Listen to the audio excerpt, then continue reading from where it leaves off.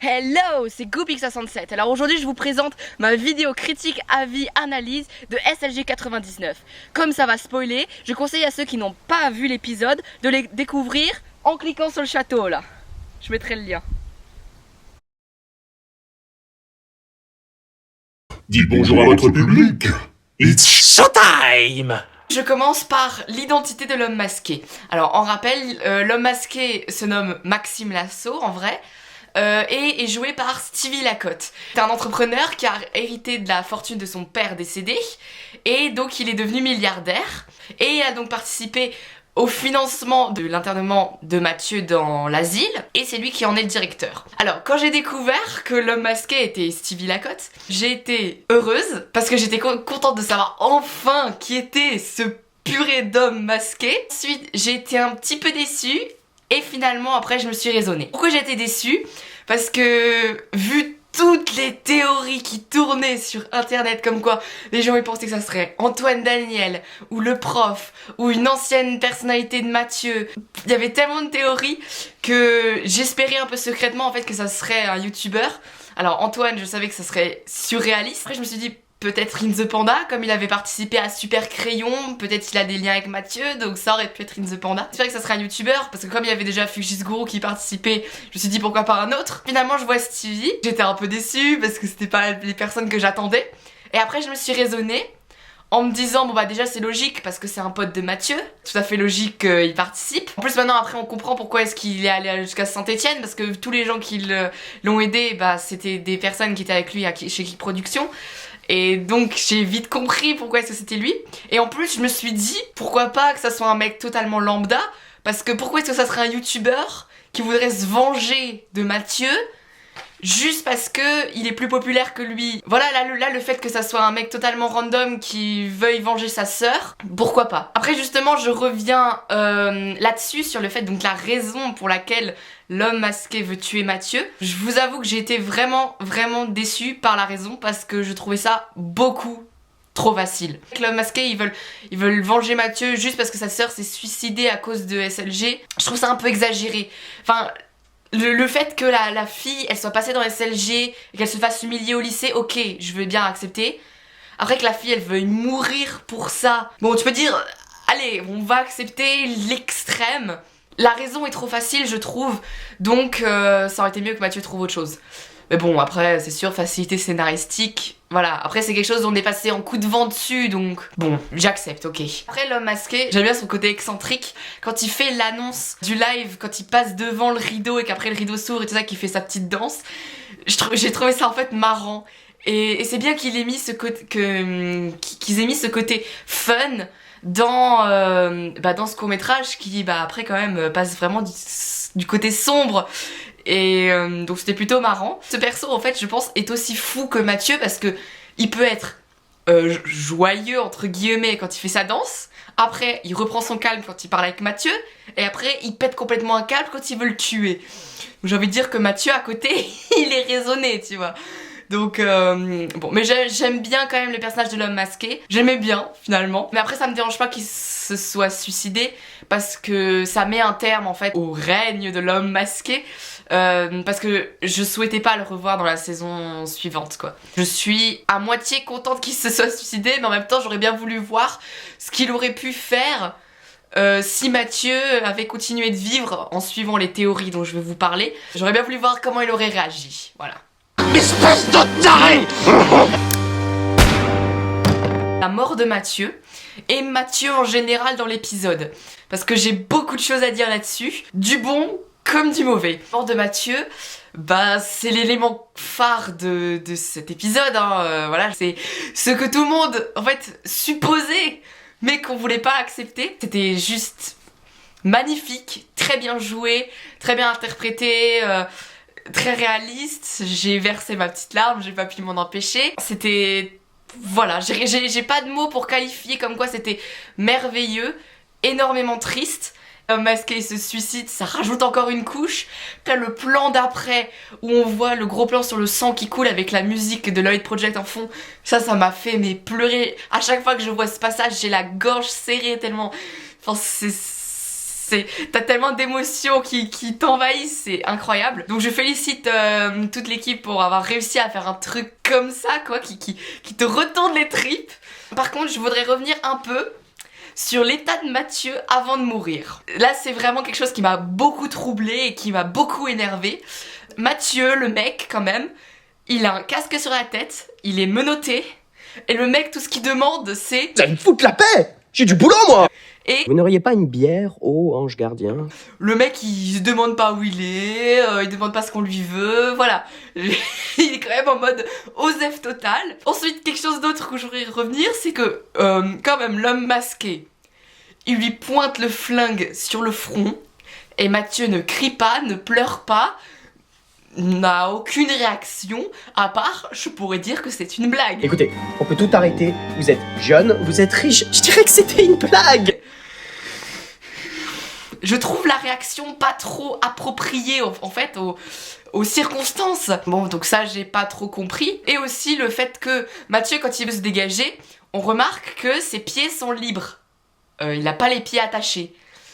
Alors déjà, pourquoi est-ce que tu te sers pas de tes pieds pour te pousser en avant pour te dégager, déjà premièrement. Et deuxièmement, que l'homme masqué, il est à 2 cm de ton visage. Donc son corps aussi, il est à 2 cm de toi. T'as pas la présence d'esprit de lui donner un coup de pied pour qu'il s'éloigne.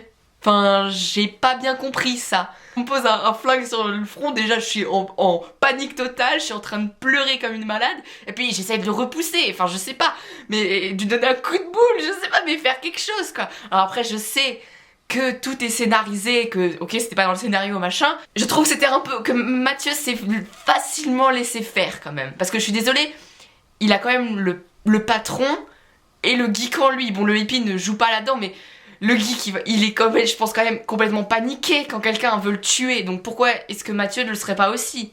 Et après, je comprends que le patron pense qu'il est intouchable. Donc, mais si tu mélanges le geek et la personnalité du patron, enfin, tu t'es quand même un peu, voilà, un peu stressé. Tu te dis quand même, je vais crever, quoi. Après, j'ai bien aimé que les dernières paroles de Mathieu soit celle du patron. Vas-y, gamin, essaye un peu de me plomber. Les personnalités sont là jusqu'au bout. Moi, enfin, après, ça c'est moi qui m'imagine tout ça. Je pense que Mathieu, enfin voilà, c'est une pure coïncidence que c'est le patron qui parle en dernier. Mais bon, moi j'ai bien apprécié. Mais bon, j'ai pas compris que Mathieu se laisse faire aussi facilement. Et puis même, avec la personnalité du patron, le patron, ok, il est peut-être intouchable, mais il va aussi essayer de se débattre. Alors je sais pas, mais il aurait essayé de lui donner des coups, voilà. Donc c'est pour ça que j'ai pas bien compris pourquoi Mathieu se laissait aussi facilement faire. Après, quand il meurt et tout ça, enfin c'était très bien joué, d'accord, mais bon, là, il y a quand même des choses que je peux pas accepter aussi facilement, voilà quoi. Avant de parler des théories de la fin, je voudrais revenir sur l'avis général des fans de SLG sur cet épisode. Surtout sur Twitter notamment. Il était 17h50, je voyais les gens sur le hashtag SLG99 qui étaient là, purée, je suis trop pressée et tout, mais en même temps je suis anxieux, machin. Après l'épisode, donc, je vois tout le monde qui réagit sur la mort de Mathieu, c'est logique. Beaucoup de filles qui ont dit qu'elles ont pleuré, j'ai envie de dire c'est logique aussi. Je décide de faire une pause. Parce que, j'étais pas bien, voilà, j'étais vraiment pas bien, en me disant que bon, Mathieu est mort quand même, quoi. Donc je fais une pause, je prends ma douche, je prends un petit verre d'eau, je suis reposée, je reviens sur Twitter, je vois le truc auquel j'aurais jamais pensé, que des filles voudraient se suicider pour que SLG continue. Alors là, je vous avoue que j'ai dû relire 2 fois ça avant que ça rentre dans mon cerveau. Je ne comprends pas. Alors maintenant je vais revenir dessus parce que j'en ai beaucoup parlé sur Twitter, j'ai fait un long texte qui a beaucoup été retweeté d'ailleurs. Et donc c'est pour ça que vous avez sûrement peut-être lu ce que j'ai écrit ou vous en avez entendu parler machin, mais je voudrais quand même revenir dessus en vidéo. Vous allez bien ou comment ça se passe? Parce que si vous voulez vous suicider pour une émission sur le internet, c'est que vous allez pas bien dans votre tête. Je suis désolée. Vous allez arrêter de délirer là. J'avais donné l'exemple d'un film. Un film tragique, où par exemple, le héros que vous appréciez depuis la nuit des temps meurt. Vous allez vous suicider? Et puis même, Mathieu n'est pas mort, hein. Faut se calmer, c'est une fiction, hein. Calmez vos pulsions suicidaires, là. Vous vous raisonnez un peu, vous vous dites, bon, dans 1 mois, il reviendra. En plus, vu comment l'épisode s'est terminé, Ça ne peut que continuer. C'était vos conneries. Ok, vous étiez triste. Ok, moi aussi, j'étais bouleversée, d'accord. Mais après, quand j'ai fermé la fenêtre sur laquelle était la vidéo, bah j'étais un peu triste, mais je me suis dit, bon bah, ça reste sur internet. C'est une vidéo, c'est pas la réalité. Voilà, alors vous vous calmez. Et si vous êtes pas assez intelligente pour comprendre ce que je viens de dire, là c'est sûr que je peux rien pour vous. On revient sur un ton un peu plus léger. Donc je vois ces tweets qui m'énervent au plus haut point, donc moi aussi je m'énerve. Tout le monde commence à s'énerver contre ces personnes-là, qui d'ailleurs sont pas nombreuses, hein, mais qui ont fait chier toute la fanbase. Et puis après, donc je calme, et je vois de nombreux tweets sur des théories sur ce qui va se passer ensuite, sur la fin de l'épisode et sur la suite. Donc c'est parti pour...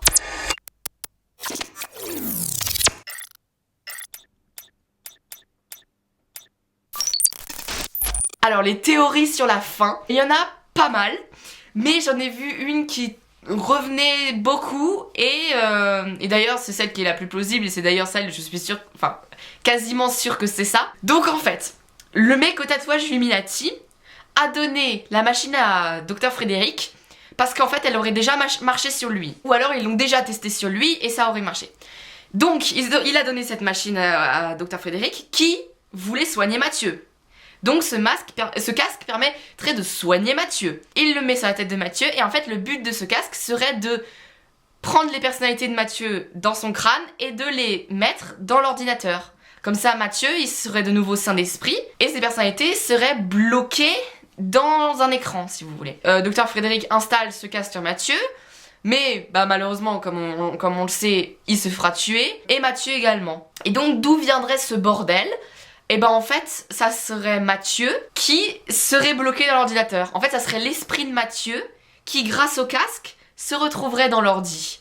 Et en plus, ça se justifie par le fait que, sur l'ordinateur, à un moment, on voit à gauche un cerveau, et à droite, une sorte de zoom, en fait, on sait pas trop ce que c'est. Et sur le cerveau, on voit une tache de couleur. Une tache de couleur qui change. Donc on peut supposer que à droite, c'est un zoom de cette tache si vous voulez. Et comme je disais, les couleurs changent. Il y a du rouge, du bleu et du vert. Et en fait, on pourrait supposer que chaque couleur représente une personnalité de Mathieu. Le rouge serait le geek, le bleu serait le patron et le vert serait le hippie. Enfin, pour moi, hein, voilà. On pourrait supposer que Mathieu serait enfermé dans l'ordi, mais toujours avec ses personnalités. Et donc ça serait lui qui aurait écrit le bordel de la fin. Et donc c'est pour ça que je disais que il y aura une saison 6, c'est presque certain, parce que Mathieu ne peut pas nous laisser avec ce bordel à l'écran et tant de questions qu'on se pose et voilà. Et puis même il pourrait pas arrêter SLG comme ça. S'il aurait voulu vraiment arrêter SLG, il aurait montré sa mort, il aurait montré la mort de Dr Frédéric, et quand les rideaux se ferment sur le patient numéro 1 là, le mec que Dr Frédéric surnomme mon enfant, bah il y aurait marqué The End et puis ça aurait été fini, il aurait pas fait ce bug sur l'ordinateur. Donc ça amène à une saison 6, ça amène à beaucoup de questions. Par exemple, qui est le mec qui a un lien avec Dr Frédéric, parce qu'on sait toujours pas qui c'est. Pourquoi est-ce que Marty il avait sauvé Mathieu? Est-ce que c'est juste pour du fric ou est-ce que c'est parce qu'il le connaissait? Et maintenant cette histoire d'ordinateur, comment est-ce que Mathieu, si c'est vraiment lui qui a écrit ça et si c'est vraiment lui qui est dans l'ordinateur, comment est-ce qu'il va continuer son émission? Comment est-ce qu'il va survivre? Est-ce qu'il va rester bloqué dans cet ordi ou est-ce qu'il va rejoindre son corps? Est-ce qu'il va prendre le corps de quelqu'un d'autre? Tant de questions qui n'ont pas de réponse.